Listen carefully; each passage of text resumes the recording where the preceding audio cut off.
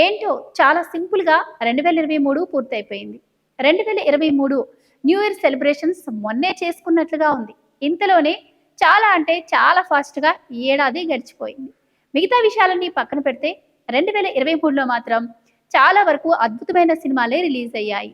Movie లవర్స్‌తో పాటు అడపాదడపా చూసే audience కూడా ఫిదా అయ్యే రేంజ్‌లో బెస్ట్ మూవీస్ అయితే 2023లో వచ్చాయి.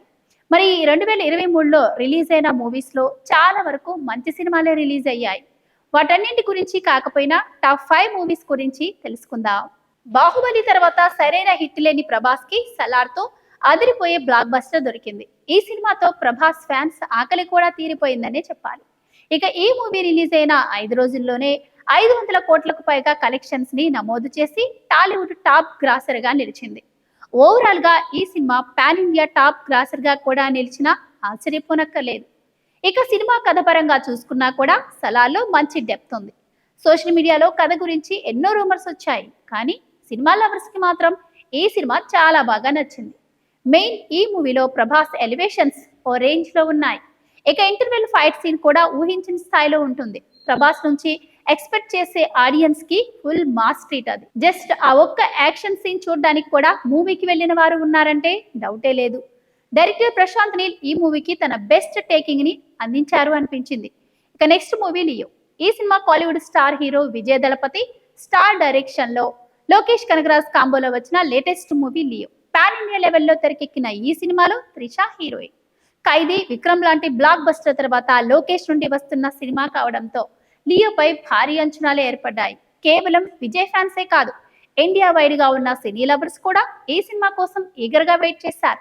వారి ఎదురుచూపులకు ఎండ్ కార్డ్ వేస్తూ అక్టోబర్ 19న ప్రేక్షకుల ముందుకి వచ్చింది ఈ సినిమా. ఈ సినిమాకు అదిరిపోయే రెస్పాన్స్ వచ్చింది. లియో సినిమా 4 రోజుల్లో ప్రపంచవ్యాప్తంగా 400 కోట్లకు పైగా వసూలతో టాప్ ప్లేస్ లో ఉంది. అలాగే విజయ్ కెరియర్ లోనే అత్యధిక వసూలను సాధించిన సినిమాగా నిలిచిందని ట్రేడ్ వర్గాలు తెలిపాయి. ఇక ప్రపంచవ్యాప్తంగా 2800కు పైగా థియేటర్స్ లో విడుదలైన ఈ సినిమా మొదటి రోజు వరల్డ్ వైడ్ గా 145 కోట్ల భారీ కలెక్షన్స్ సాధించి రికార్డ్ క్రియేట్ చేసింది. ఇక లోకేష్ సినిమాటిక్ యూనివర్స్ లో భాగంగానే లియో మూవీని తెరకెక్కించారు. ఈ సినిమా తర్వాత వచ్చే ప్రాజెక్ట్ విక్రమ్ తో పాటు లియో క్యారెక్టర్ కూడా ఇన్వాల్వ్ అవుతుందని డైరెక్టర్ లోకేష్ కనగరాజ్ హింట్ ఇచ్చారు. ఇక ఈ 2023లో బెస్ట్ మూవీగా బలగం మూవీ కూడా ఉందని అనడంలో ఎలాంటి సందేహం లేదు. నిజానికి బలగం మూవీ రిలీజ్ కి ముందు ఆడియన్స్ లో ఆ సినిమాపై ఎలాంటి అంచనాలు లేవు.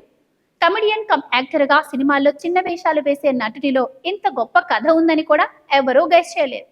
కానీ బలగం మూవీ రిలీజ్ తర్వాత మాత్రం డైరెక్టర్ వేణు ఇమేజ్ మారిపోయింది. కమెడియన్ అంటూనే థియేటర్స్ లో ప్రేక్షకులు అందరి చేత కన్నీళ్లు పెట్టించారు ఆయన.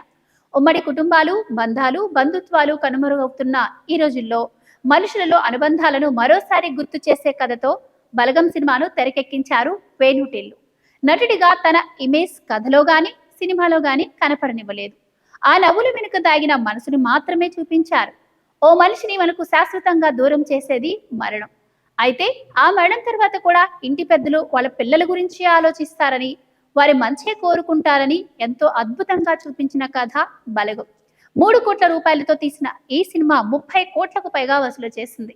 వేణు టిల్లుతో పాటు ఈ సినిమాను నిర్మించిన దిల్ రాజు కుటుంబానికి, అలాగే హీరో హీరోయిన్లు ప్రియదర్శి, కావ్య కళ్యాణ్ రామ్ సహా మిగతా నటీనటులకు మంచి పేరు తెచ్చింది.